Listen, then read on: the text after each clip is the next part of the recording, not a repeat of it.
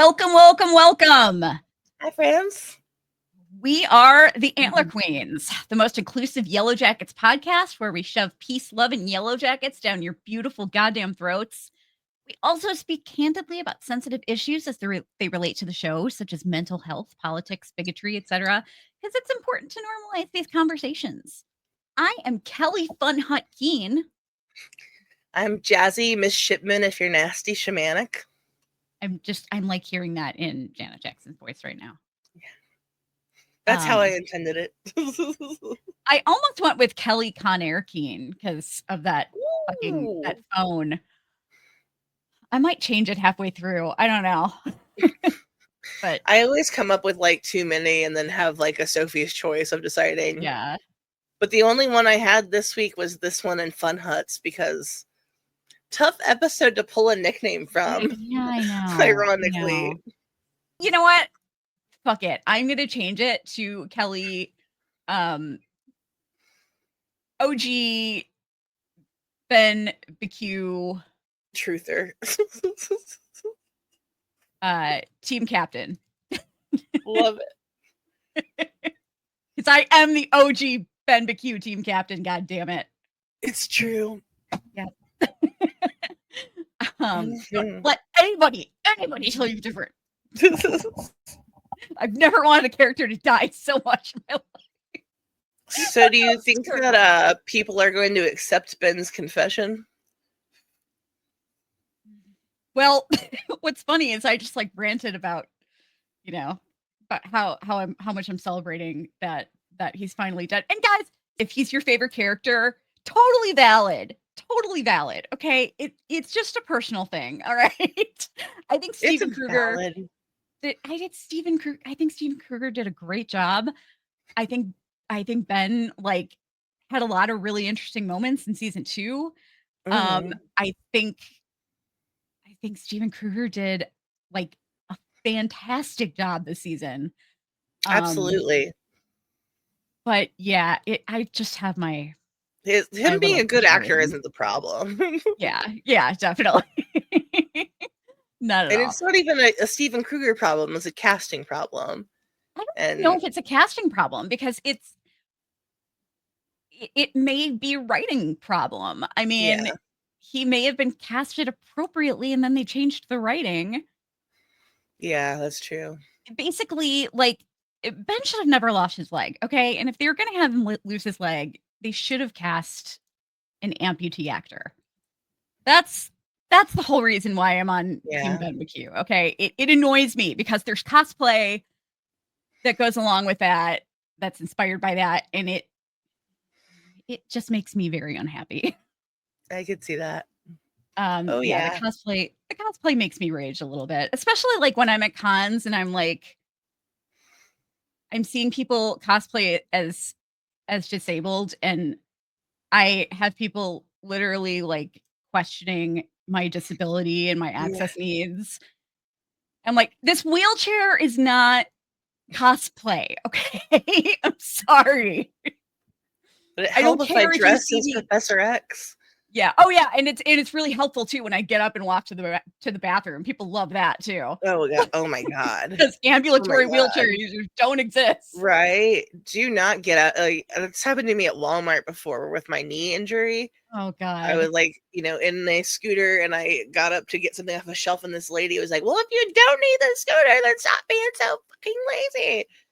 It was like, wow, you have no idea what's going on with my life. Oh, tangent. Yeah. Sorry, yeah. I'm feeling a little angsty this week. But anyway, there's really not a whole lot of news going on, but I did want to take care of a couple of housekeeping issues. First off, someone was complaining, I'm not sharing the name, but someone was complaining that our recaps are a little bit long. Okay, it's a valid comment. Oops. But this is why we tell you that you can skip past it.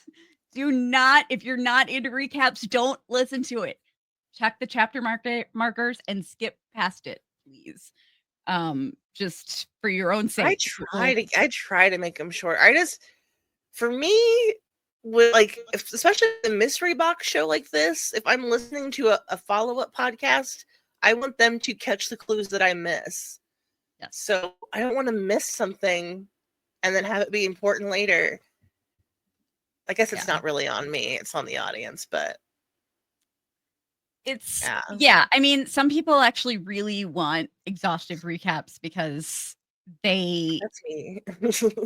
they miss things because nobody has an attention span anymore, especially myself, which is why I particularly like recap podcasts because I miss shit constantly. Dude, I watch these episodes like 3 or 4 times and still miss shit, okay? Same. Like, so we're just covering all our bases here, you know, just trying to make everybody happy. So yeah, please, if you're not into recaps, just skip past it. It's not going to be your jam. We're not gonna like completely change your mind on recaps. That's not where our strengths lie. Okay. There's a pop quiz at the end. Yes, if you're into recaps, then yes, listen to them. But the other thing is, Wild Marjoram pointed out that unfortunately, as I suspected, YouTube is just putting ads wherever the hell they want to. And so I'm still gonna try to announce ads when I remember to do so, and I need to get better at that. I apologize. I don't always remember to announce them. But I will always deliberately, whenever I choose where the ads go, they will go at a natural breaking point. With YouTube doing their own thing now, this is a brand new thing. I don't know.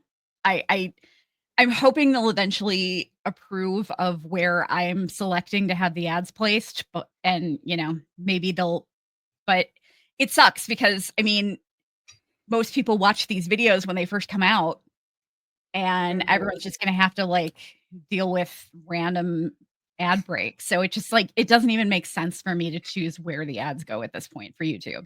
For the audio podcast, I'll still be a little more cognizant of that. But for YouTube, yeah, just if I announce an ad break, just ignore it, guys. It's probably just going to be for the audio listeners because YouTube is going to do what they want. So maybe just do our best. Yeah, exactly. But we are covering episode 306 today, Thanksgiving. And dude, I'm over the hump. Yeah, I know. I didn't think I would be like recording at all this season. I know. Other than like the lives. And we did it.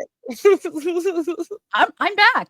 I'm back. I shouldn't say that because now people are gonna like, you know, review bomb us again. But yeah, no, I'm happy that I feel comfortable hosting this show again, and we only have 4 more episodes left. So score. I know. And then like a year and a half or more. Oh God. It's not even renewed yet. I know, that's ridiculous. I just heard that From isn't supposed to air until like next spring, season 4. And it's gonna air at the end of this year, is what I heard. Is it? That's what I mean. I could be completely wrong about that. Oh God, I hope so. Because I was hearing late this year. I really don't want to wait till next spring, so I hope that's right. Yeah, me too. But we also, once the season is over, we are going to focus on the channel's really growing, but the Antler Queens in particular is really growing a lot. And so we want to take advantage of that and really put a lot of focus into the off season. So we're going to aim for putting out a couple of episodes a month, and we've got a few different things that we plan to do. We plan to do some rewatches. We plan to do some deep dives. We plan to try to line up some interviews. But I really want to start focusing a lot more on interviews because if you guys didn't know, Jazzy's got some skills. Oh my goodness. And stop. We need to. The feedback is overwhelming. We need to take advantage of that. It has been pretty good. Not gonna lie. Yeah. So interviewing is where our strength, well, analysis and interviewing is where our strengths are currently. So we definitely plan to get into that some more. I'm gonna get verbose tattooed on my knuckles like Drummond. That would be awesome.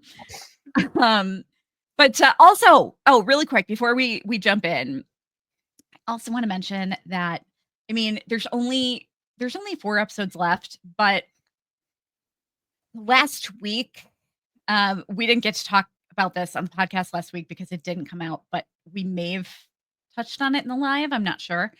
When the press photos came out last week for episode 5, I cringed hard because I didn't see him.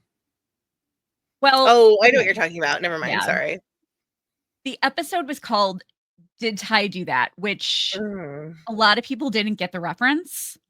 Really? I mean, yeah, that shows. I mean, the younger people, like a lot of the younger that shows people, like 30 years old. Yeah. So they were expecting a Ty heavy episode, and then when photos came out of Simone and Van sitting next to each other in the park, I was like, "Oh God, no! People are gonna be expecting something that's not happening." Guys, don't have any expectations going into the rest of the season, please. I'm so glad we were able to go in blind. There's like not one moment where I knew what was gonna happen next. Yeah. Like from the end of this episode on through what we've seen so far, I could not predict anything that was coming next. Yeah. Yeah, same.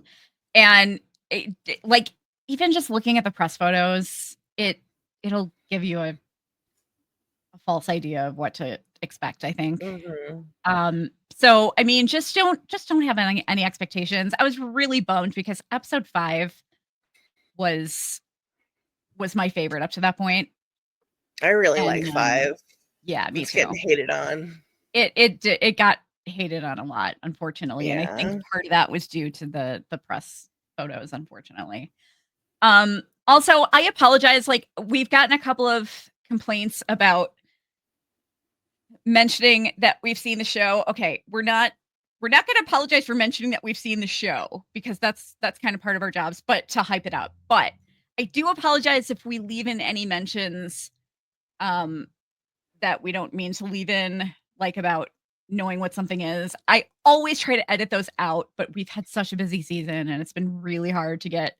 We've been like on a serious time crunch this whole season. So I'm hoping that,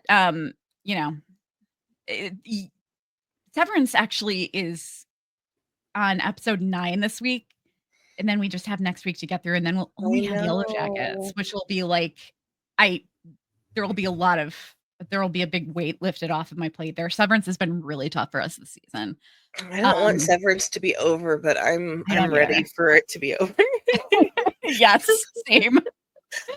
I would like for there to be like 5 more episodes, but also thank God. Yeah, exactly. So if you hear a mention that like, oh yeah, if one of us says like, oh yeah, I know what that's all about, I can talk to you later. It's me accidentally leaving it in because I missed it in the editing. So I'm very sorry about that. I apologize. It's not on purpose. So just please bear with us while we just try to catch up because it's been a crazy season. And with that, should we jump in now? Finally, let's do this. All right. Kicking things off in the adult timeline, Shauna arrives home. Jackie's ghostly words from the previous episode still ringing in her head. Someone's trying to hurt you, Shauna. She hears Misty's voice announce that Lottie is dead. Overwhelmed by the noise inside her head, she rushes inside to find Jeff, half asleep on the couch. He's relieved that Shauna is home. He tells her he was about to contact the police, an activity that now gives him anxiety, as it's after 2 a.m. Shauna apologizes, saying she had to go to the city. She realizes Jeff is unaware of what happened and fills him in about Lottie's death. And tells him the police believe it's an accident, but she believes that Lottie was murdered. Callie enters from behind and is horrified by the news. She runs back to her room and begins to search through the drawers. Callie produces a tape that was left behind for Shauna in episode 1 and says that she thinks she fucked up. She hands the tape over, saying that she never listened to it because she doesn't know how, and maybe it has some connection to what happened to Lottie. Shauna snaps into survival mode and tells Callie and Jeff to each pack a bag of essentials. Someone is trying to kill them. We find Misty at a medical facility, charming a fellow named Carl into analyzing the samples she collected from Lottie's body. He refuses at first, saying his boss is being very strict, but he is unable to deny Misty's charms and agrees to help her. He asks her what the samples are, and she casually tells him it's just some biological material I collected from under the fingernails of a dead woman. He's shocked and asks if the police know that she has this, but Misty's already taken off onto her next mission, and he half whispers, half yells, asking if this is from a murder, but Misty's gone. Getting back to her car, she receives a barrage of texts from Walter asking where Shauna is and why she won't answer him. Misty texts back that this is her investigation and tells him to back off, assface. Jeff, Callie, and Shauna arrive at their hotel room.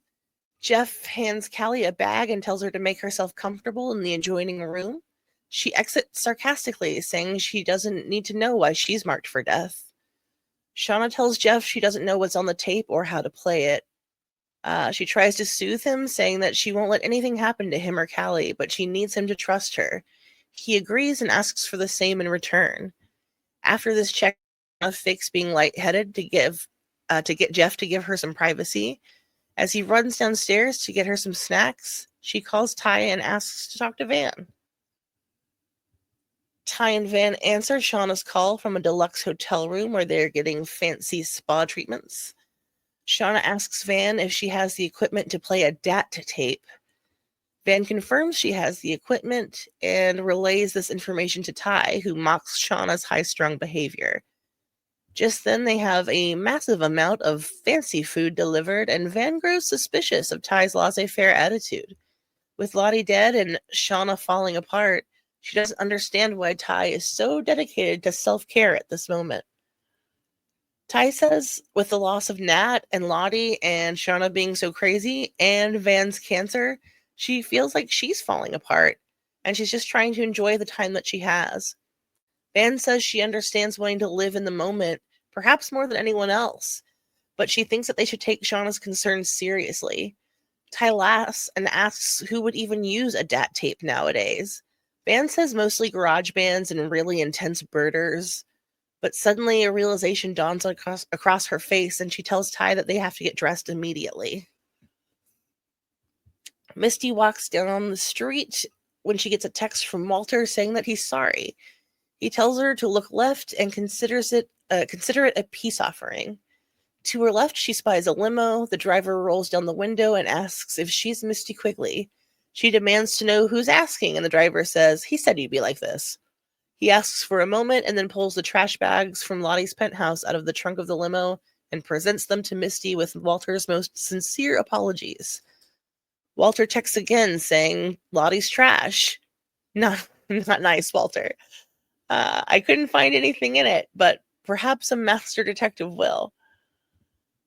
Van searches through the boxes for a DAT tape player, finally hitting pay dirt. The electricity flickers and a plastic see-through corded phone, a classic 90s relic, rings inside the cardboard box even though it's not attached to anything. Confused, Van answers it. It's Ty's voice. She's begging for Van to help her. The line goes dead immediately as Ty walks down the stairs with the box cutters. Van is stunned for a moment and then tells Ty she has what she needs, and they head out of the basement. Misty searches through Lottie's trash, finding a takeout container from a restaurant called Bamboo Cafe. After a quick Google, Misty questions why Lottie would eat at a 2.5-star restaurant with a C health rating and no vegetarian options. She decides to stake the store out. Eventually, she sees Lisa, from the cult riding her bike, clearly working as a girl for the restaurant. Back at the Jolly Hitcher, Shauna, Jeff, and Callie try to relax with an episode of Repo Divorce. Shauna gets the call that Van has the DAT tape player, and Jeff offers to go with her to find out what's on the tape, but she insists that he stay with Callie. Callie protests being left behind, insisting that she's a part of this and they don't need to protect her. Shauna says they do because they're her parents. Callie gets up and hugs her. Callie gets up and hugs her mom, and Shauna is moved by the seemingly sweet gesture, but Callie is secretly sneaking her phone set to record voices in her mom's bag. Shauna runs out to meet Ty and Van in their car. Ty chides her for not inviting them inside, but Jeff's already in his sleeping boxers. Van plays the tape and they hear a voice saying, testing, 1, 2, 3. Oh my God, what is this? Misty sneaks up on Lisa while she's locking up the restaurant.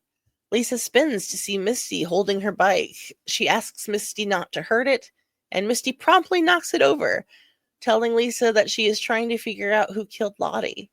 Lisa scoffs at the suggestion that it was her.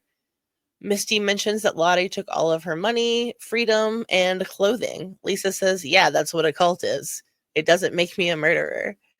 She agrees to sit down and chat with Misty, but only if they stay out in the open where anyone can see if Misty attempts to murder Lisa for a second time. Animalistic cries come out of the tape player as Van switches it off. All 3 women look horrified. Van says the only people who could know that this tape exists are either them or dead. Ty says they should destroy it, but Van says it's unlikely to be the only copy. Shauna asks for custody of the tape as it came to her house and is involved in a series of events targeting her. She suddenly discovers Callie's phone recording in her bag. She immediately deletes the recording and apologizes to Van and Ty, saying she's having an emergency, running off, leaving them baffled.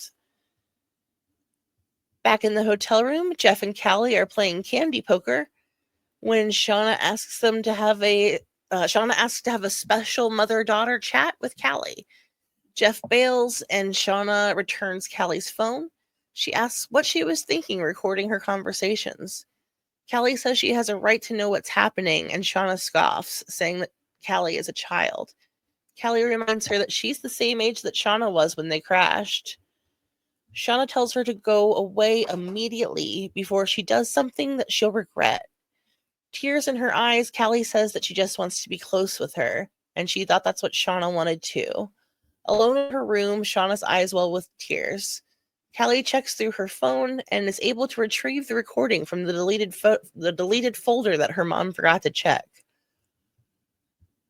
Misty and Lisa sit at an outdoor table where Lisa informs Misty about the last time she saw Lottie. Lottie had ordered a bunch of food and tipped her $50,000 in an envelope that just said, I'm sorry. Lisa reminds Misty that she murdered her own best friend at the compound and scolds her for interfering with Natalie's healing.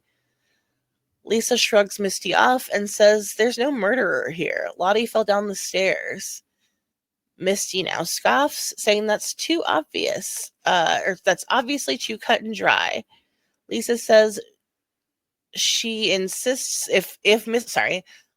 if Misty insists on going down that road, she should ask her friends first, letting her know that Ty saw Lottie the day she died and never told anyone. Van and Ty are in bed together. Van scrolls on her phone when Ty suddenly sits up from her sleep, gasping for air and begging Van for help. As quickly as it came on, it disappeared, and Ty slowly smiles and lays back down.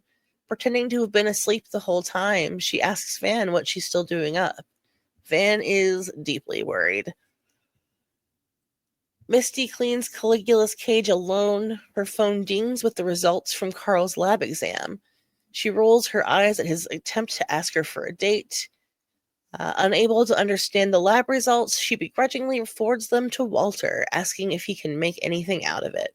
All right. After the credits, we open at what was formerly the Coach Scott Detention Center and Petting Zoo, but is now the Coach Scott Maximum Security Pen and Petting Zoo. The titular Coach Scott is awoken by Natalie bringing him breakfast. Nat tells him that he's been spared. He scoffs, saying that he's sitting with the livestock getting ready to be carved up like the rest of the meat. That isn't life. He praises Natalie's decision making and leadership skills and then asks that she kill him. She refuses, telling him that she's barely hanging on as a leader and she won't take away everyone's hope of going home, including his. She forces the food she brought him into his lap and tells him to eat. We witness day after day of Natalie bringing him breakfast while he pitches different ways for her to kill him or allow him to kill himself. She continues to ignore his pleading, telling him each day to eat. A few days after he proposes she take him for a bath so that he have an accident down by the river, Natalie enters Ben's shelter and coughs at the odor, saying he does need a bath. She sees him looking frail and seemingly out of it. She tells him they're done discussing this and she begs him to eat. He stares Natalie dead in the eye and confesses to burning down the cabin. He describes the particulars, and Natalie says she doesn't believe him, questioning him on different parts of his story. He has answers for everything and tells her that he tried to kill all of them, especially her. He says he hid in the woods and waited to smell the smoke and hear their screams. Natalie tells him once again she doesn't believe him. Frustrated, he shouts that she sentenced him to death and she needs to honor it. Silently but forcefully, Natalie pushes the plate of breakfast at him and walks away. Tears roll down Ben's face as he's left alone. Natalie rushes out of the animal pen and bumps into Jen, to whom she says she's done and to add get Ben breakfast to the chore list because she's over it. Ty and Van work together to add thatching to the roof. Van worries about the coming cold, but Ty looks on the bright side, saying at least they have food, furs, and shelter, unable to come up with a suitable F word. Van suggests fun huts, and they have a laugh. They spot Melissa and Shauna coming out of Shauna's yurt, arm in arm. Ty speculates that Melissa has to wear Jackie's clothes when they make out, making Van cackle, and insists that she definitely makes Melissa call her shipman. They both laugh, and Melissa, hearing her name dropped in the distance, turns to wave at the two shit talkers.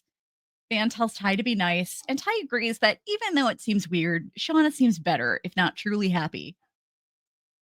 Travis asks Aquila if she's seen anything new in the caves, to which she replies she's seeing what she's supposed to see. Sometimes the messenger changes, but the messages are for all of them. Travis says that he's worried about her, and Aquila says that she's fine.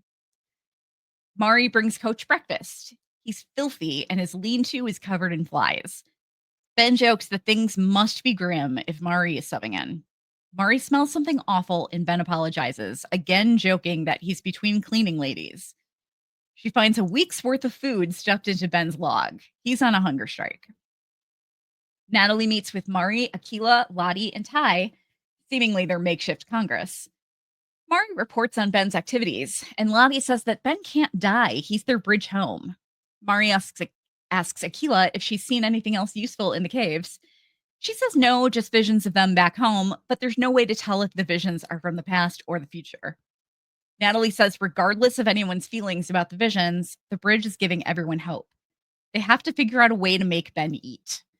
Lottie stares at Aquila intensely, saying she has an idea. Natalie informs Misty of Ben's hunger strike and asks if keeping him alive is a mistake. Misty insists that it isn't. She's kept him alive once, and she will again. She tells Nat to leave Ben's care to her. Natalie agrees and starts to walk away when she's stopped by Travis, who asks if Coach is as bad as they say. Natalie confirms his condition, and Travis asks her, what if Aquila's visions are bullshit? He said that when Lottie said something crazy, they would have proof, like the bear. Natalie asks if he wasn't the one who said that Aquila would have the visions. He sheepishly says he knows what he saw, then stammers and trails off, saying it doesn't matter. Misty pulls back the flap of Ben's makeshift tent and tells him she's there as a friend and she needs him to eat. Ben tells her to go away. Several members of the group cover their faces with masks and swarm the coach from all sides to hold him down as Misty forces a feeding tube down Ben's throat. Misty's helpers exit the pen, shaken up from the experience. Coach appears to have thrown up the majority of the gruel, but Misty cheerfully says they'll get better at it. Coach lies over a pile of bloody vomit when he looks up to see Natalie sitting at his feet. He jokingly says the service here sucks, and Natalie says she's sorry. Ben screams, why won't they just let him fucking die? Natalie says they can't, and Ben laughs hysterically, repeating, they can't, and continuing to laugh, seeming to come unhinged. Back in the caves, Lottie begs for the wilderness to speak with her, but she gets nothing. She hears Aquila come up behind her, and Aquila tells her that she wants to see if there's anything she missed. Aquila heads into the caves and begins to hallucinate the team dancing around the fire. A weird stop motion bear crawls out of the woods and makes an awkward growl. A third eye grows in the middle of its forehead. When Aquila comes to, she immediately tries to dive for more gas, but Lottie stops her. Aquila falls into her lap, crying, saying she doesn't know anything. Natalie tosses and turns, unable to sleep. Be There by Low begins to play as she slowly gets up and creeps out of her yurt and heads toward the pen. She's stopped by Travis, who tries to talk her out of what she's about to do, telling her everyone else will never forgive her. Natalie says she has to do this because no one else will. Travis agrees and says he'll keep watch, but tells her to hurry. It's nearly sunup. Natalie enters Ben's tent, and at first he's frightened. She pulls the knife, and Ben realizes what's about to happen. He crawls toward her with desperation as she starts to cry. He whispers, "Please," and sobbing, Natalie holds the knife over his heart. He says, "Thank you," and she plunges it in quickly. Weeping, she watches the light fade from Ben's eyes. Outside, Travis tries to distract Misty as Nat comes out of the tent covered in blood. Misty immediately realizes what happened and begins screaming and crying. Travis tries to quiet her, but she keeps screaming, "Arrest her, she's a murderer." The others begin to wake up, and Mari sees the blood and asks if Nat's all right. Natalie apologizes to them all and says she kept a promise. Misty goes to Ben's corpse and weeps as she unties him. She sits him up and tries to make him look presentable. She starts to weep harder, but then smashes her hands against her head and screams, "Stop it." She gathers herself, then bends down and gives Ben a gentle but creepy kiss on the mouth before leaving. The girls circle Natalie very angrily. They begin to descend on Nat when Lottie cuts them off, announcing that Shauna is now the leader. Everyone looks concerned, but Shauna accepts the mantle from Lottie. She tells everyone she knows they're angry, but they're still a team and they can't let this break them. They honor the people who die out here, so tonight they will honor Coach Scott and give the wilderness what it wants. She then laughs and says that Natalie will prepare the barbecue. Natalie approaches Ben's stripped body wearing the butcher's outfit that normally belongs to Shauna. Natalie removes Jackie's necklace from Ben's neck as Shauna begins to give her instructions on how to turn Ben into burgers. She has a rare moment of empathy and covers Ben's face with a white cloth, telling her it'll help. Back into business mode, she unhooks her knife and passes it to Natalie, who takes it, face mixed with rage, sorrow, and disgust. Everyone sits around the fire, uncomfortably silent. Mari leans in to tell Natalie what she did for Ben was brave, but she shouldn't have done it. Van and Ty watch Shauna hold court from a distance, and Van tells Ty she was right. Shauna does seem better. Lottie picks at her Ben helper, throws her plate down, insisting that something isn't right. She starts to hallucinate the sounds of giggling around her. She suddenly screams into the night, and the strange noise from the wilderness answers her. Everyone looks confused, but Lottie prompts them to sing.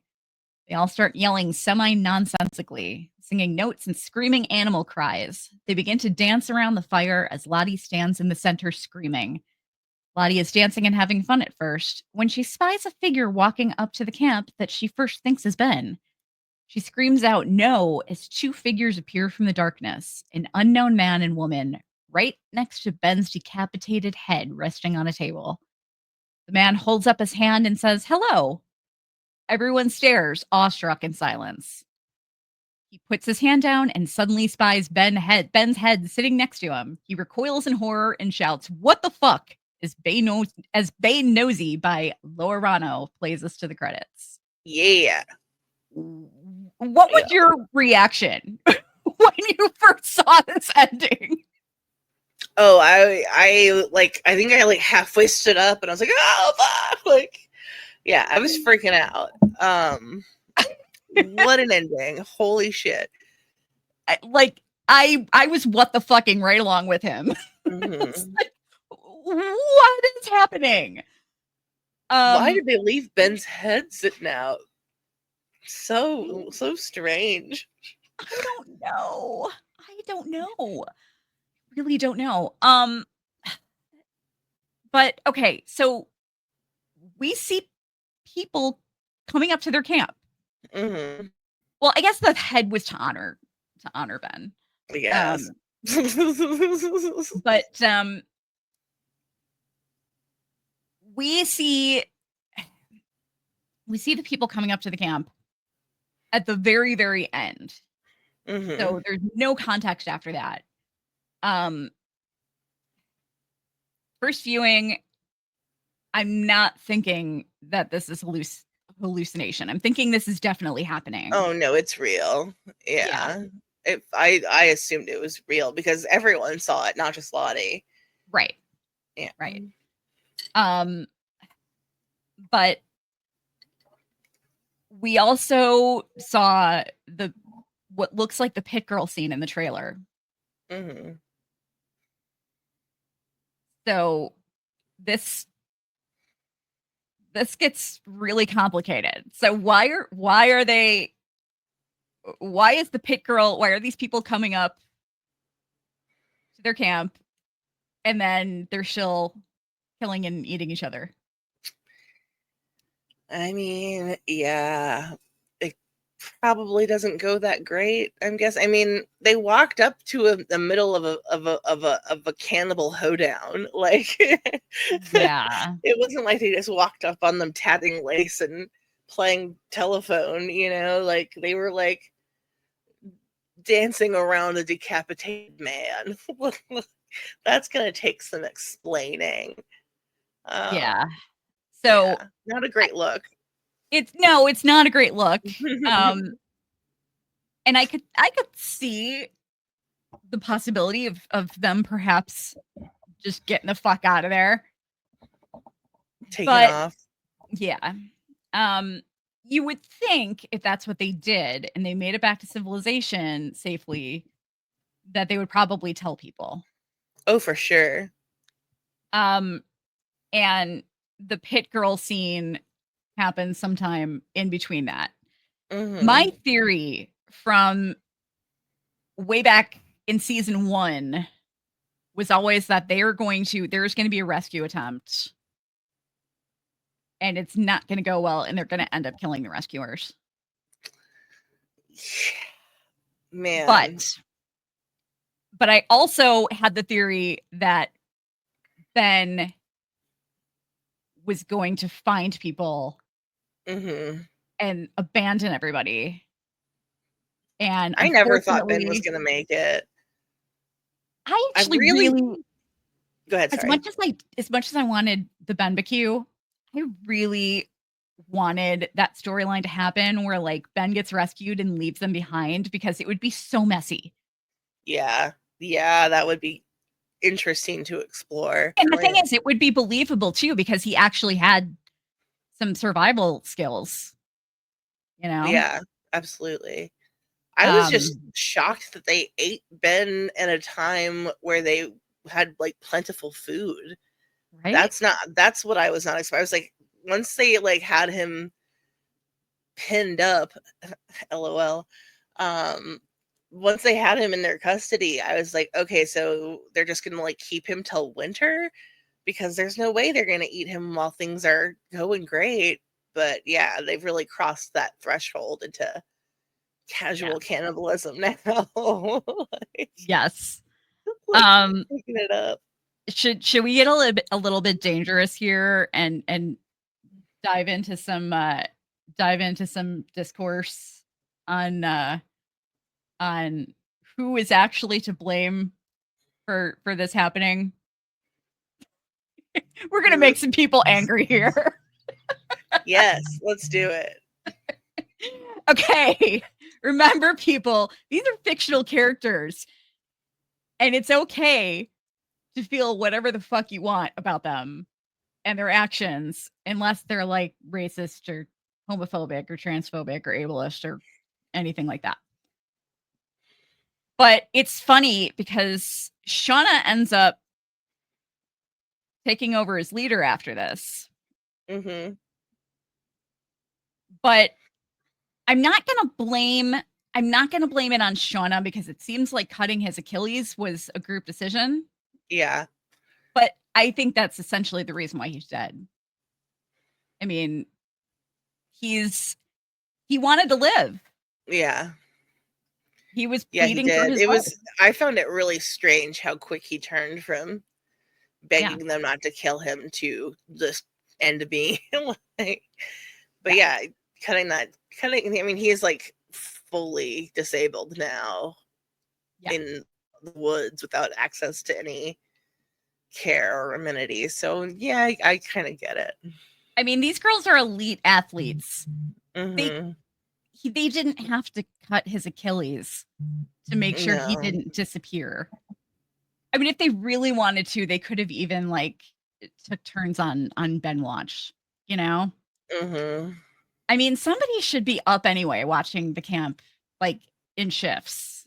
There's Because definitely like evening watch, right?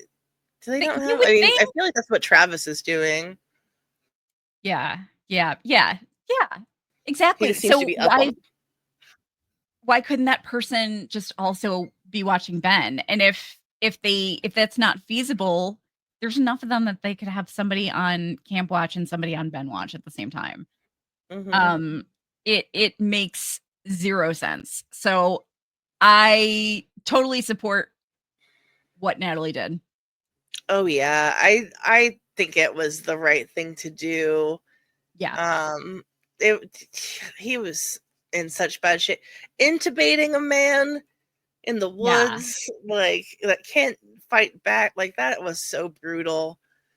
Yeah. And yeah, hashtag hard to watch. Yeah, I had a lot of empathy for Ben and like the relief on his face, like when Natalie opens the fear to like excitement that she's going to kill. Like Yes. that's so sad. Like they woo. Sophie Thatcher and Stephen Kruger killed that scene. Like it Yeah. was just gave me chills. They really did. You know, it actually like it immediately reminded me of the scene in The Walking Dead when Dale dies. And like Familiar. he's laying there suffering and Daryl has to put him down. Mm-hmm. And he literally just presses his head to the gun and says thank you. Mm-hmm. Um and Walking Dead totally exploited that scene by showing in the trailer Daryl pointing a gun at somebody saying sorry brother Yeah. and then making everyone think that he was talking to Merle. Yeah. I remember that. Jeez. Oh God. Yeah. I have Fandom discourse. but yeah, no, it, that was totally the right thing for Natalie to do. And I honestly think within her purview as leader, Yeah. like if you guys elected her president or queen or whatever, like I feel like she should be able to make the call about, prisoner welfare. But I do get because them. like I feel like she had the right to call an audible because they fucked up. They fucked up in how they handled the situation. Yeah. Like they shouldn't have never cut his ankle. No, yeah. It was That never should like just happen. cruel and pointless. Like Yeah. he's already where's he going now? Yeah. You know? Yeah. Yeah. If It they should have decide never not to happened. kill him, or if he's leading them back home, what are they gonna like they're gonna have to kill him before they get back home. Like how are they gonna explain torturing him and holding him in a pin?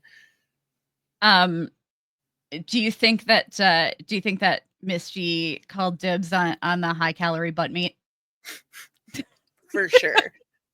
Misty made sure she got that butt meat. Yeah. She Yeah. was not playing. Yeah. She was dead set on getting that butt meat. Do you think the fandom is going to accept Ben's confession for burning down the cabin? You're gonna kill me for this, but I'm No, not come buying it. on. Come on. I know, team Come captain on. of Ben McHugh He did it. is not buying it. He said, I did it and I meant it especially for you, which we knew from context clues. I know, but like, okay, the narrative is throwing me off because it just seems like they're hinting that he didn't. So I'm not getting that at all. really? Like, yeah, I feel like everything has pointed direct, like, especially him pretending not to have known that the fire happened. Like, that's absurd. It was a huge fire. Yeah. It burned for 12 days. Like, even to the cave, he's not far enough away where he wouldn't have been able to see it on the horizon and smell the smoke. Like, there's just like him feigning like lack of knowledge. Really, it was like it's just struck me as very fake and like him, like he was acting. You know, I I mean, did.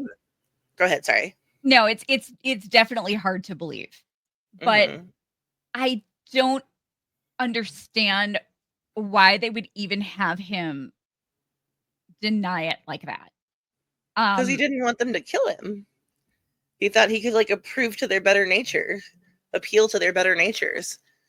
But But like okay, his confession just mhm. seemed it just seemed so forced and fake to me. Oh Um really? yeah. See, I felt the opposite about that. I felt like he was just like, because he kept it up for so long, you know. At this point, he's been in holding with the sliced ankle for weeks because he says it to Misty. He doesn't want to be remembered as this monster who tried to burn down a bunch of teen girls while they were sleeping. Like, he Right. really he really wants them to think of him as better than that, but he definitely fucking did it. So like, he gives, like, he reaches that point where he's like, like, I'm not getting out of this, and I need to get out of this, and the only way to get out of this is to tell the truth. And like, that's still like Natalie did not, I think maybe she even did believe him, but she wouldn't accept it, you know. Yeah. I mean, that's just my analysis, but I felt like that was him finally being like, just please, like, what do I have to do to get you to kill me? Yeah. I don't know. I just when the finale, the season 2 finale of Yellowjackets was such a whirlwind of emotions for me because I was like howling in agony at Natalie Mhm. dying. Um but then when the cabin burned down, I was like, it sounds weird that I was cheering for it, but I was like, obviously I was like, oh, Ben burnt down the cabin. He's like a total supervillain. This was literally my face, okay? When somebody suggested that anybody other than Ben, that Ben might not have burned the cabin down, this was my face. Right here, Yeah, the me rage too. face. And I don't know, they've just planted so many seeds of doubt in my head now that I just but at the same time, it doesn't make sense to me. Like it just It I don't being Tire Van makes absolutely zero sense to me at all. Period. I I saw someone post on Reddit that was like things that, like, theories that you need to let go, and like number 3 was like, Ben burned down the cabin. It was obviously whoa. Ty. Yeah, like, no, it wasn't. In what way? Um, but Damn. yeah, most of them like were solid theories. Like, Callie is Pit Girl. That's been disproven Yeah. a million different ways. Like, Yes. um, yeah, but that one, putting that one and like so high on the list, I was like, you're a little secure. I Um don't. If it wasn't Ben, I don't think it was any of the girls. I don't think can that makes sense at all. can I tell you okay, this is just a suspicion that I have. Mm-hmm. Um so in season 1, Ty made the comment to Shauna that Natalie's the reason that they survived, that they got out. Mm-hmm. Um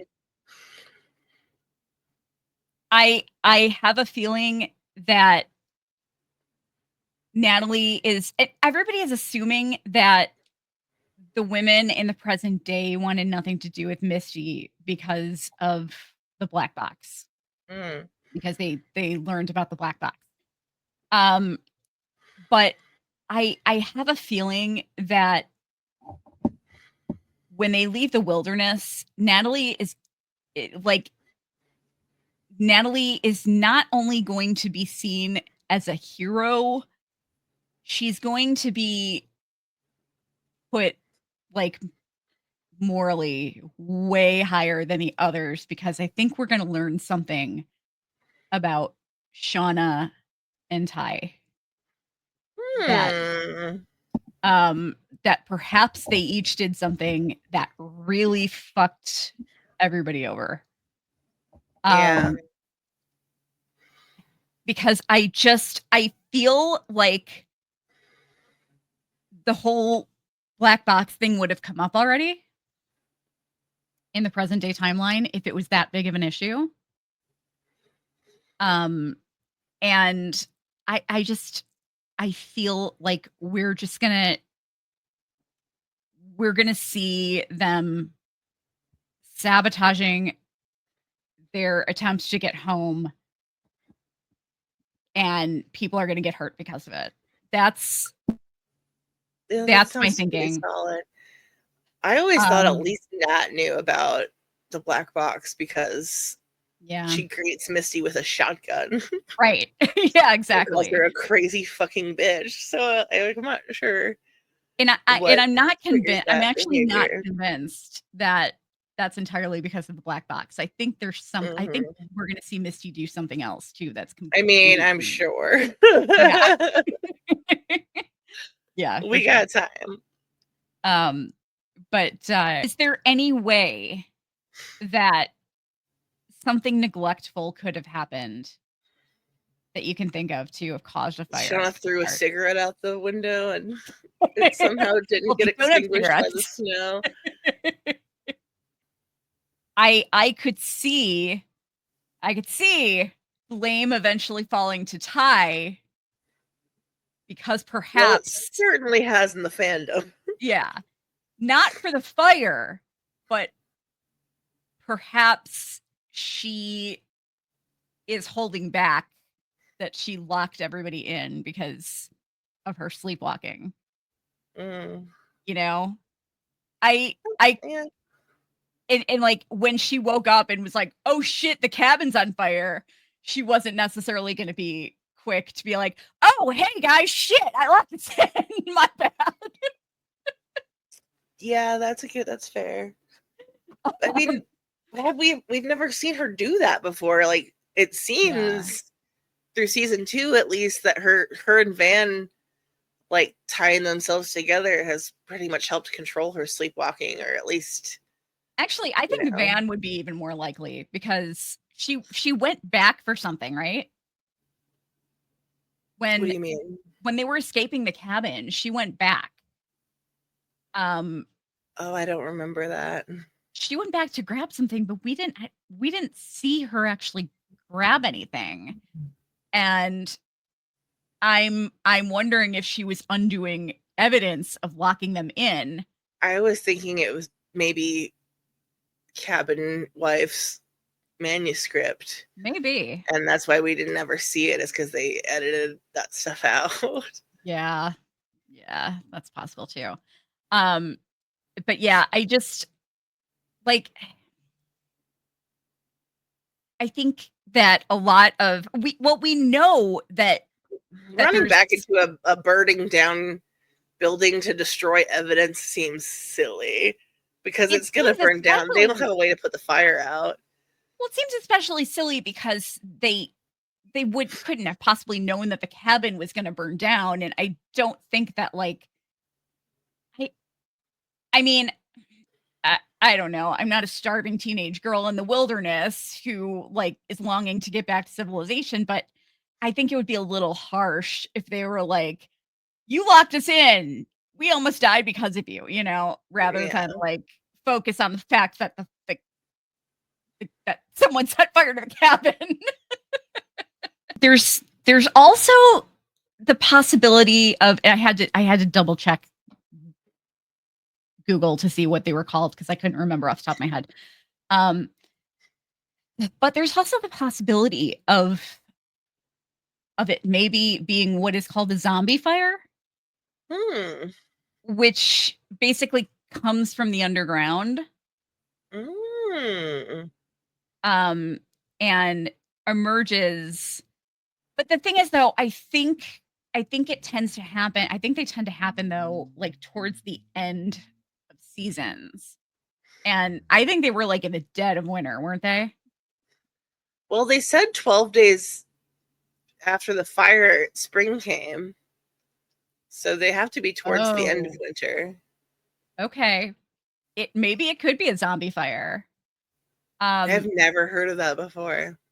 and I like that idea even more because it it goes along with like the whole there being a reason for everything, a practical reason Mm-hmm. for everything, um, without without it being attributed to like the mysterious cabin daughter. But the thing is though, I feel like they're making Ben burning down the cabin questionable, and he's dead now. So I don't see that there's any way that they could be like, "Look, we were right all along." You know what I mean?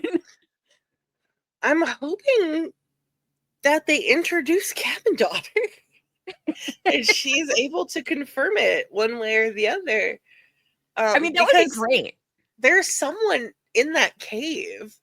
Like Yeah, somebody helped Javi survive the winter. He right. would have not survived on his own. Javi mentions that he had a friend out in the wilderness Yeah, that took care of him.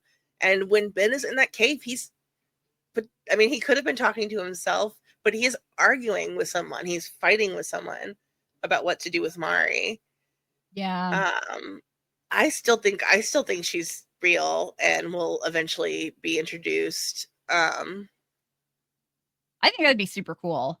Yeah, maybe as maybe to get back at them for killing both of her boyfriends. I don't know. I'm But just yeah, yeah, go ahead. I'm frustrated because I just don't think that they tied it up well enough, and I'm I don't like anything that is just even remotely resembles a loose end. Mhm.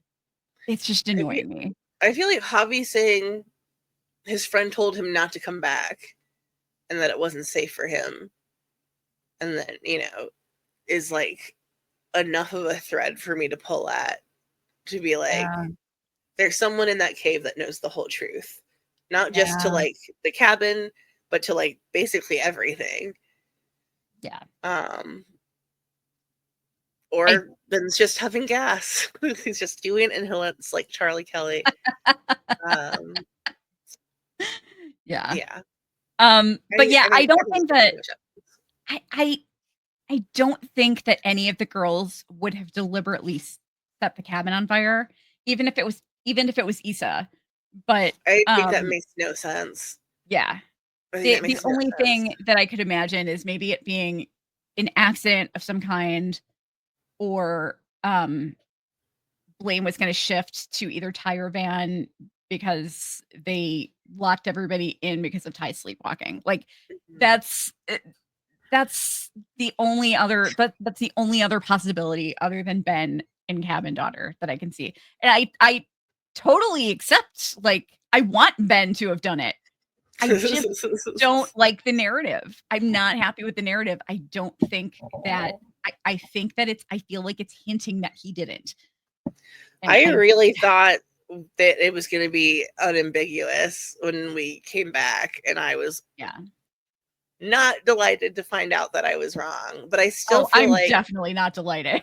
yeah, I still feel like the context, like the setup of Ben watching Natalie, who's like his last hope for humanity, become crowned Antler Queen, and then picking up the rope and the matches and the gasoline, and then the next time we see the cabin, it's on fire. That's like too much of a direct line for me to just say, that's a red herring. Like, no, that's context. That's a Yeah. context clue. It's not a red herring. Um, Yeah, and just like I don't know. For me, it seems really spelled out clearly that it was Ben. And you know what? I'm sorry, but fuck you, Ben, for judging them, because literally, like Shauna didn't want to eat her best friend. I mean, just the ear, just a little bit. Yeah, Ty lost her fucking shit when she realized that she ate Jackie. Yeah, that Issa ate Jackie. I mean, they were doing what they needed to do to survive. Yeah. Like, And he Jesus wasn't. He's Christ. just wasting away, being like, why don't they respect me? Like, Yeah. it's just, yeah. Travis ate his brother's heart raw. Exactly. Exactly. Like he was in Mortal Kombat. We're doing what we got to do out here. Yeah. Yeah. Yeah, exactly. Who was it? Was it a particular character that ate the heart in Mortal Kombat? Or was it I don't know. I don't I remember. don't remember. I used to play that game all the time in high school. But I I just want to get a message moving on. Did you have any, I'm sorry, did you have any more thoughts on the whole Ben thing? Oh, no, I think my opinion's pretty Okay. well known. Um I want to I'm really curious as to how many younger people will understand just how iconic that phone was. Oh my Like, God. if you were a kid in the 90s Ugh. and you had your own phone, that was your phone. It was That either was the thing I wanted more than anything in the whole. I didn't even have any way to call. I just wanted that phone so bad. I had that phone. Everybody I knew had that phone pretty much. When you were a kid, if when you were a kid, if you were lucky enough to have your own phone, which I wasn't when I was a little kid, but it was Garfield or Snoopy. And then when you became a teenager, it was the Conair Clear phone, and it was Conair. It was from Conair, and it was fucking iconic. Yeah. Everybody had one. Like, it just I wanted one so bad. So if you had bad. your own phone, you had a Conair transparent phone. And I had stickers on mine as well, much like Dan did, except I had, like, Rock Band stickers on my phone. I had, like I had a Swerve Driver sticker on my Conair phone. I did not have a Whiskayak Yellowjackets sticker Say that on is my Conair phone. heavily 90s. Yeah, pretty much. I think actually I had a yeah, I had a Swerve Driver sticker. I think I had something else too, like maybe some kind of weird like TV reference, or I don't know. I might have had like a Kids in the Hall sticker on it or something. I don't know. Ooh, good Um, choice. but yeah, no, I definitely had that phone. So let us know in the comments if you're younger, if you're Gen Z, bumping into my mic here. If you're Gen Z or a younger millennial and those phones weren't really a thing at during any time of your life that you remember, let us know and let us know how old you are, because I'm really curious. Um, but I'm kind of surprised that that reference just came up now. Yeah. I mean, they don't have a lot of opportunities to show, like, outside of the first season, to show a lot of, like, 90s goodies in the, teen timeline, because they're in the middle of the woods. So, Jazz, I don't know if you know this, how much you've been paying attention to fandom discourse, but there's a new ship. Oh, really? Yeah. And it's not Shauna Hat, as people are calling Shauna and Melissa, which is hilarious.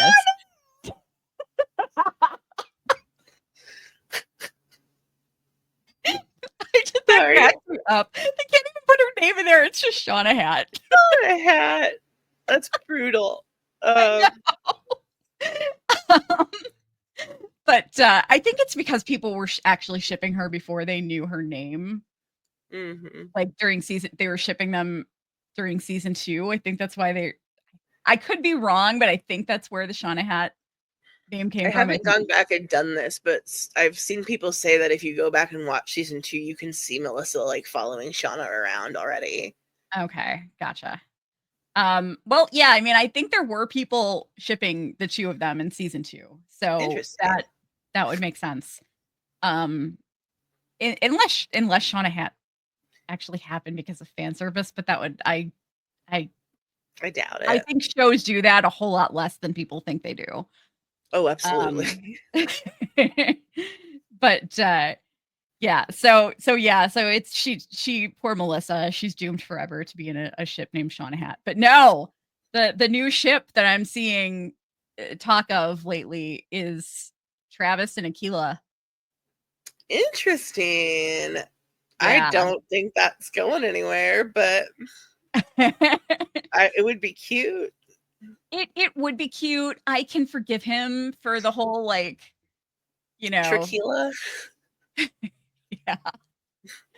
Tequila. I love that. I can forgive him for the whole like throwing her under the bus to Lottie because he kind of I think he kind of like did it at the last minute, but also he didn't really fess up to Natalie in this episode either. Like he could have fessed up and be like, He's yeah, had so many chances to come clean. Yeah, he really did. He should have. At the He's same so time, afraid. I mean, I don't blame him. Those girls yeah, like assaulted him, and I know. Yeah, things could have gotten really bad if it weren't for Natalie. Yeah, I don't. You see it on his face when they like march Ben back to camp in the 3rd episode.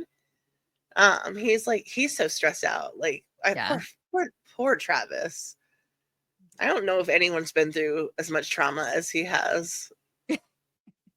Yeah. Honestly, at this point, like losing his dad and eating his brother, and fucking Christ. Like being nearly assaulted by like 9 girls. Yeah. And then chased and nearly murdered. Yeah, he's been through it, man. He's had a rough time. Travis and Shauna both. They should have gotten together and gotten married and had a kid together and totally fucked that kid up. We're super emo Callie. Yeah, super emo Callie. And then like Natalie's coming around and he's cheating on Shauna with Natalie, and then there's that whole mess. That would have been kind of fun story. To watch. Yeah. But no, I can kind of forgive him, even though he should have come clean already, because he's trying to steer the attention away from her. Like, yeah, he's doing his. I mean, I empathize. I don't want to say I get it, because why not Jen? Like, pick anybody up. Why Aquila? She's like so useful. I think it's because like, she was with the animals and she's so gentle, and I think it makes sense that like she'd be connected. It was a good, like, he needed to think of somebody that he could come up with a good excuse for why the wilderness would prefer them, and Aquila, like the animals like Aquila. Travis got bit by a goat and he hasn't he's still a little butthurt about that. Sorry, my dog is barking in the background. But okay, so what do you are you still thinking that Melissa is the stalker? Yeah. I do, but I don't think Melissa killed Lottie necessarily. So who are you looking at the most for Lottie's death? Walter? Yeah. I don't know. Like, it's such a toss-up. I don't really think it was Ty. Although maybe that's just me hating everyone, blaming everything on Ty, but I don't really think it's Ty. It could be Shauna. It could be Callie. I'm thinking Callie is a big possibility. Yeah, I do think Callie is on the, like, totally fair to be on the table. I really, I'm thinking maybe Walter. Yeah. Yeah, it's okay. I have one of my biggest problems with Twitter, and I still refuse to call it by its new name. Mm-hmm.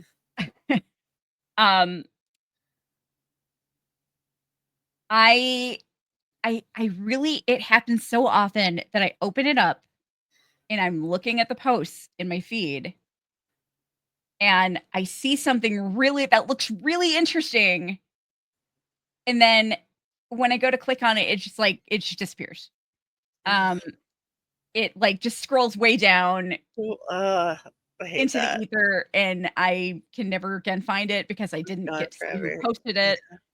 And somebody posted something that was super, super interesting on Twitter. And of course, I did not get to get their Twitter username. If you are a listener or viewer of our show and you posted this to Twitter, then please let us know and I'll give you credit for this. But they posted something on Twitter about here, this is what I'm going to try to blow this out. But Walter might not be his real name. That I would totally believe that. Walter Tattersall is a like, very unusual name. It's not yeah. like there's probably a million Walter Tattersalls out there. Mm-hmm. And apparently there was a man named, he was famous enough to have his own wiki page. Yeah. Walter Medley Tattersall was a British zoologist and marine biologist, famous for his study of mysids or mysids. I'm not sure how you pronounce that. I'm not even sure what that is. Actually, crustaceans, I guess. I think that's crustaceans. Then there's this other guy named Wally Tattersall, and he died in the 1960s. He was an English professional football player. He was a footballer who played for Mansfield Wesleyans. And yeah, he died in the 60s at 80 years old. He was an outside forward. So it's interesting. There's like nothing super intriguing in either of these men's bios that hints to them being like an alias for whoever Walter is. But I mean, he's shady as fuck. Yeah. He's shady as fuck. I mean, he's real shady. He seems like somebody who could possibly be like a serial killer who frequents the Bureau of Citizen Detectives because he wants to watch people try to solve his crimes. Mm-hmm. That sounds pretty spot on. Yeah. And he tells Misty he's looking for a Sherlock to his Moriarty. Like, yeah. That's the villain, bro. Right? Moriarty, Sherlock's like main biggest villain. And his license plate says not Walter. I mean, it's right there. That's pretty sus. You know? He's shady as fuck. It bothers me how much he's trying to isolate Misty from her friends. Yeah. And like how he's like, if like, I feel like if he likes her that much and he sees that it's that touchy a subject, back off. Like, right? Why would you keep pushing and pushing and pushing to get her? Yeah. And he's using dishonesty to do it. I mean, that whole story about the phone was obviously complete bullshit. Yeah. That didn't happen. And then he's texting like right after Lottie gets murdered, probably. Or, you know, I mean, it might have been an accident. He knew him before anyone else, before it was even in the news. And it's a nerve to text Misty saying she's trash.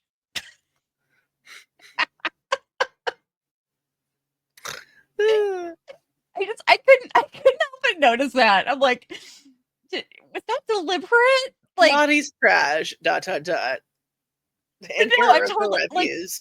I'm totally serious though about I was kind of joking when I said was that deliberate, but I mean, could it could that be deliberate? I mean, because he murdered Lottie, and so he's referring to her as trash that he took out. Look, Lottie's trash. He didn't say he used a complete sentence after that, but he Lottie's couldn't trash, say period.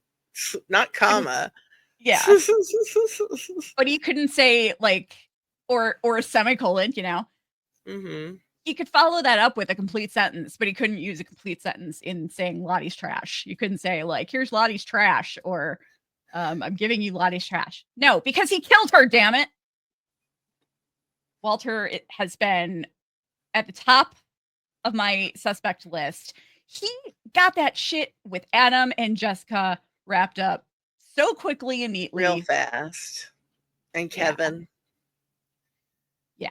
Because he doesn't want he wants to cover up Misty's murder because he doesn't he doesn't want her mad at him because she'll she won't cooperate if he needs her to with with his shit. But yeah, I'm blaming everything on Walter and Jeff. Walter is the actual deliberate big bad of the show. Jeff is the accidental big bad. That is where the blame belongs. Jeff Sperm is the big bad of the show. Huge catalyst for disaster. Yes. And it would be so funny if Callie actually ended up killing Lottie, because then you could still blame it on Jeff Sperm. Yeah. Clean. It all goes back to Jeff Sperm. I'm telling you. I mean, gross. Hey, what did Shauna tell him in the pilot episode? She said if he got her pregnant, she would yeah, I'll raise the baby out of spite and trade it to hunt you down. Yeah. Callie's shame she didn't get that opportunity. Walter is Wilderness Baby. That's it. Isn't Walter he the same age as them? Yes. Is he supposed to be younger? I don't know. Yeah, but who cares? He can be older. They can make him older, even though he kind of has a baby face. He learned how to walk exceptionally quickly at 3 days old. Made everyone think he faked his death as a baby. The guy's absolutely brilliant. I mean, he figured out how to fake his death as a baby. Crawled out of the woods. I mean, that's an argument for Cabin Daughter. Yeah. Nursing baby Walter all through his life. After he faked his death. Yeah. Walter is Wilderness Baby. It checks out. He takes really, really good care of his skin. I mean, he's got a lot of money. So his skincare is exceptional. He's had a couple of facelifts to make himself look like a 40-something-year-old. That's what I'm going with. And now he's out to kill them all. Makes sense to me. I kind of liked, for 2 seconds, I liked the idea of it maybe being Lisa, but in reality, I hate that idea because she's just not big enough of a character. I don't want it to be Lisa. That would be really not great. you have to, if somebody did in fact kill Lottie, it has to be somebody that's really important to the show and the ongoing storylines. And Lisa, we see her in one scene this season, and it was nice to see her though. Yeah, and I mean, she really was only important to Natalie's storyline in season 2, so that would be a really awful cheap cop out if it was her.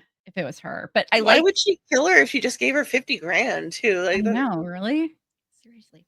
So do you think the $500,000 that Lottie withdrew, do you think that was I'm sorry money that she was just going around? I don't know. I'm dying to know who she was practicing apologizing to. Yeah.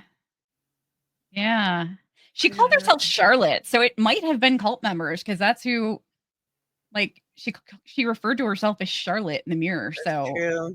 I mean, I know she was going by Charlotte in her adult life, but we Mhm. only saw the cult members call her that. So I mean, she may have just been, you know, a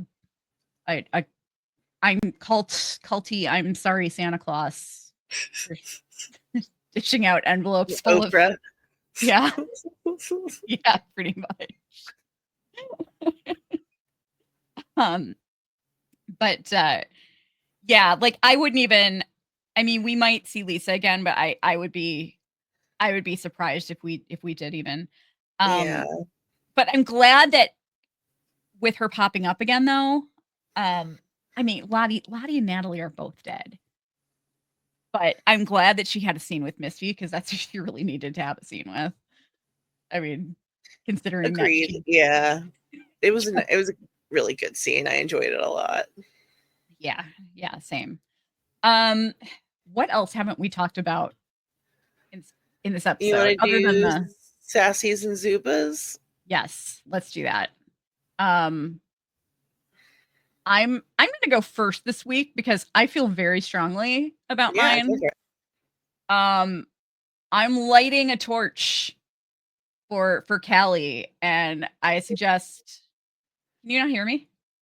I can't hear you at all. Your sound went out. Okay, so I am I'm bringing out the torches.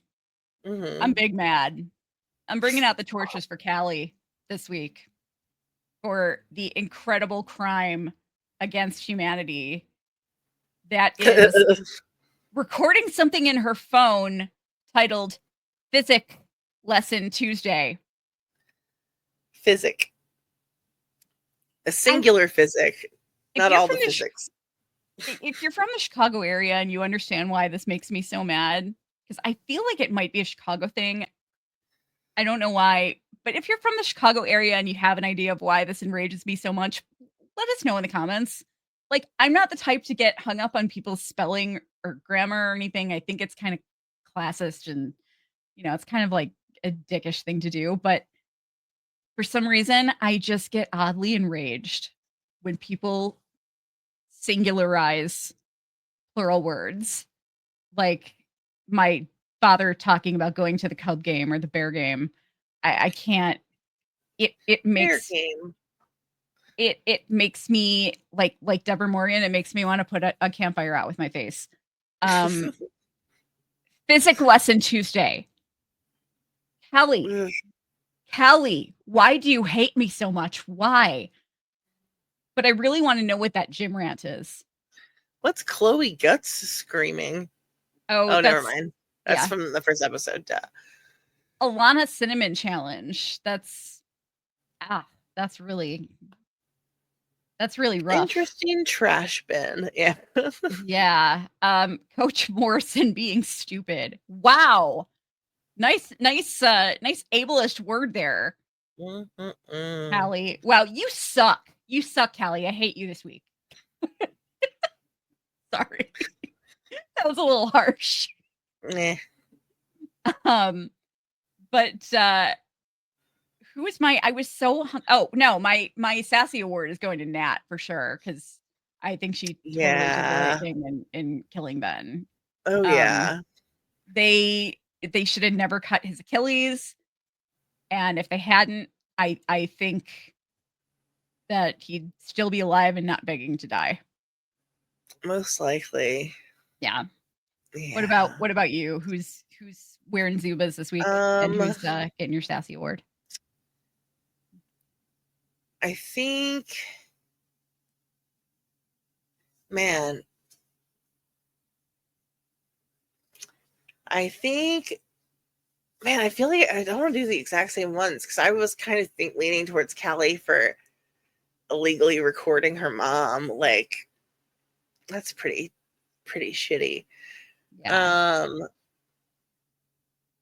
I think that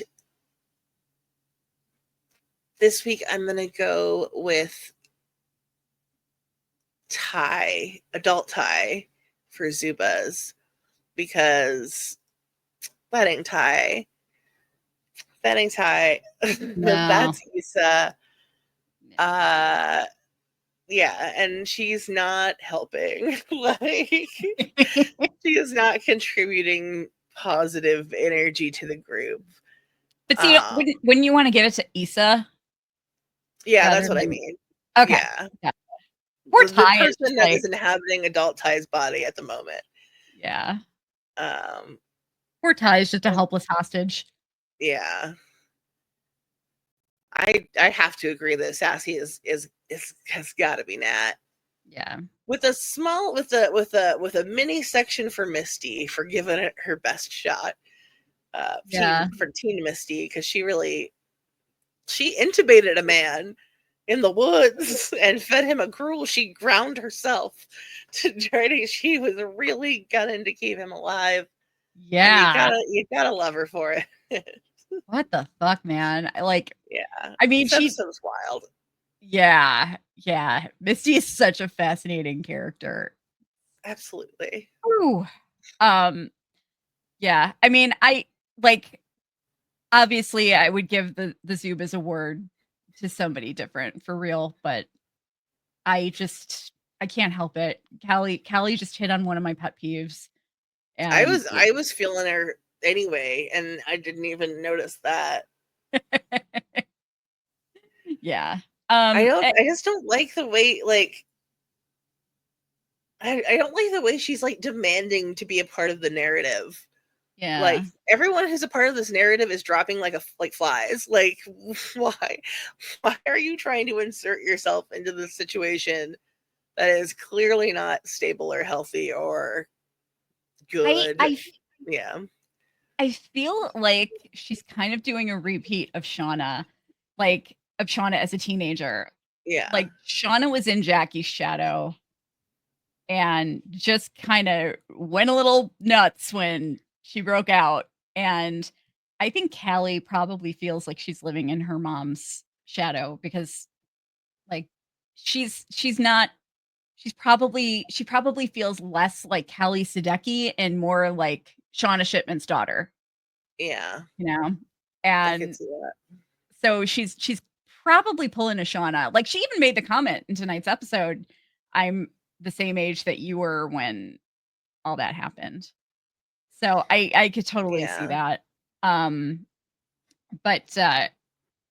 yeah, I don't see her. If Kelly was responsible for Lottie's death, I don't know if I could see her like murdering her in cold blood. Oh no, I think if Callie is responsible, it would have been an accident. Yeah, same. I also don't think she'd be as chill as she's being right now, most likely. Yeah. But still. Yeah. But yeah, I'm definitely going with I'm going with Walter first, Kelly second, Issa third. I'm Walter, Shauna, Callie, Issa. And Shauna. And Shauna right after Issa. But no, I mean, Issa had a reason for being in the city too, but still, it's weird that she met up with Lottie. But yeah, those watch us find out at the end that it was Jeff. It was Randy. Oh, that's a twist. Wouldn't see that coming. Yeah, he didn't tip him enough, and he's like struggling, working at his food delivery job. She didn't tip him enough, and he got pissed and found out that she had some cash on her and killed her and took money. She was giving out $50K tips. I don't. Yeah, it's all coming together. Yep, it's all coming together. Randy, all the guys are the big bad in the show. I'm telling you. Anyway, anything else that we missed that we didn't talk about that we should talk about? No, I find it's like just a really quick one-off, but I find it really weird that Shauna chose the Jolly Hitcher to hide her family, where she like had Right. her affair. Like, you know, Yeah. they both have been known to frequent that hotel already. And she's Yeah. like, Yeah. here's It's kind of weird. our hideout from the murderer, this place that I go all the time with your dad. Yeah. I just thought that was a little weird, but It is a little weird, isn't it? yeah. Maybe they just You know, didn't want to build another location. I don't know. especially with like, why would she want to give the Joel's business? Yeah. You know? But I Weird. love that she said that Jeff was in his sleep boxers. Yeah. Sorry, in his sleep boxers. They were like, ooh. Sleep boxers. Oh my god. That's hilarious. I'm really loving Jeff this season, by the way. He's Yeah, just just been really fun. yeah. Yeah, Oh he has man, been. I forgot about my favorite moment, like joke of Oh, almost the entire series so yeah, far yeah. was Ty and Van making fun of Shauna and Melissa, saying that she bets Melissa calls her shipman. Like Yes. that killed me. That Yes. cracked me up. Um, that was such a good joke. Yeah, Yeah. that should make the Jackie Shauna shippers happy. That Right? they joked The about lesbians were making aware. They yeah, picked up on it. yeah, yeah, making it yeah. Van asking if she makes Melissa wear Jackie's clothes. That was so funny. Oh my god, But hilarious. yeah, that's everything. Yeah. Okay, good. I'm glad you brought that up because yeah, I totally hadn't even thought of that. But yeah, so I guess we'll see what happens with this group that stumbled upon them. Um, I'm I excited to see what the fan reaction is from this episode. yeah, yeah. Ooh. Great way to end it. Just Mm-hmm. stellar ending to the season. I do want to say before we go, if if anyone was for anyone who was following our coverage closely last season, you guys know that I hated, and Pamela felt the same way. Um, hated with a burning passion the adult storyline in the entire adult timeline in season 2. Hated it, wanted it to step on a Lego in its bare feet, fantasized about it being Pit Girl. Like I could not hate on it enough. Loved the teen timeline. It was brilliant. But I'm I'm really happy with this season so far. I'm not happy with the body count because we're seeing people die and it sucks. But and according to Melanie Linsky, there's going to be more, which kind of scared of that. But no, I'm actually really enjoying the adult timeline I'm this loving season. this season. Yeah. Yeah, I am too. Sometimes I feel like I'm watching a different show than the people on Reddit because Yeah. people are calling episode 5 boring. And I was like, I what? don't Like, understand that. yeah, I I thought it don't was get that at all. yeah, it was my favorite one. Um, I'm like, dare I say it? I may actually be enjoying the adult timeline more this season than the teen timeline. Really? Yeah.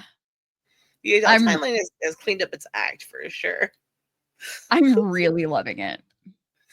But anyway, if you're not aware, we go live on Sundays.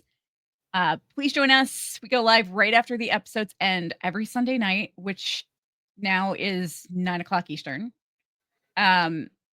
We also cover From and Severance. Obviously, From is not in season right now, but if you haven't seen the show, check it out and then watch our coverage. We're gonna start our off-season coverage of that probably in a few weeks once Yellowjackets is over. Mm-hmm. But Severance is still airing. The penultimate episode was tonight, so it's we're gonna be wrapping that up next week. And Crazy. yeah. And we do Severance lives every Friday at 5 p.m. Eastern. So if you're a Severance fan, come hang with us. It's me, Dawn, and Jazzy. And Mel is usually with us for our Yellowjackets lives on Sundays. So yeah, come hang. They're always a lot of fun when people aren't like crashing and doing weird things. Being a jerk. Yeah.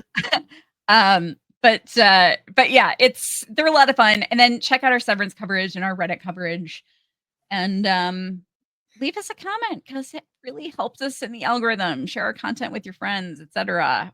We're also looking for a really, really, really awesome social media person.